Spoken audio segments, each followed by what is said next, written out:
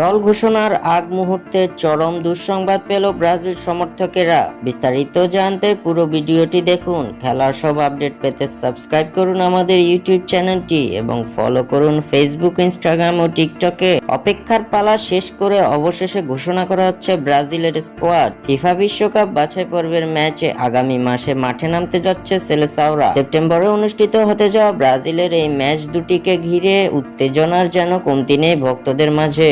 কারণ বিশ্বকাপ বাছাইয়ের এই দুই ম্যাচে ব্রাজিল স্কোয়াডে আসবে বড়সড় এক পরিবর্তন। কোপা আমেরিকার ব্যর্থতার পর ব্রাজিল দল সাজাবে নতুন করে। তাই নতুন এই দলে কে কে থাকবেন এ নিয়ে চলছে বিস্তর আলোচনা, বিশ্লেষণ ও নাটকীয়তা। ফিফা বিশ্বকাপ কোয়ালিফায়ারের এই দুই ম্যাচের জন্য সেলেসাওদের দল ঘোষণার কথা ছিল গত শুক্রবার 16 আগস্ট, কিন্তু সেই সময় পিছিয়ে আনা হয়েছে 23 আগস্টে। আজ 23 আগস্ট শুক্রবার বাংলাদেশ সময় রাত 9:30টায় ঘোষণা করা হবে ব্রাজিলের স্কোয়াড। জানা গেছে সেলেসাওদের স্কোয়াড ঘোষণার তারিখ পেছানো হয়েছে শুধুমাত্র নেইমার জুনিয়রের জন্য।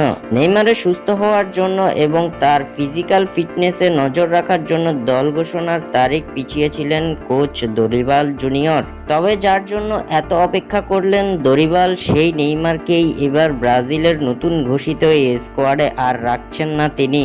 জানা গেছে আজ ঘোষিত হতে যাওয়া সেলেসাওদের নতুন স্কোয়াডে রাখা হবে না নেইমার জুনিয়রকে। নেইমারকে ছাড়াই এই দল ঘোষণা করতে যাচ্ছেন কোচ দরিবাল জুনিয়র, যার ফলে ব্রাজিলের আসন্ন দুই ম্যাচেও হলুদ জার্সিতে দেখা যাবে না নেইমারকে, যা সেলেসাও ভক্তদের জন্য বড় দুঃসংবাদই বটে।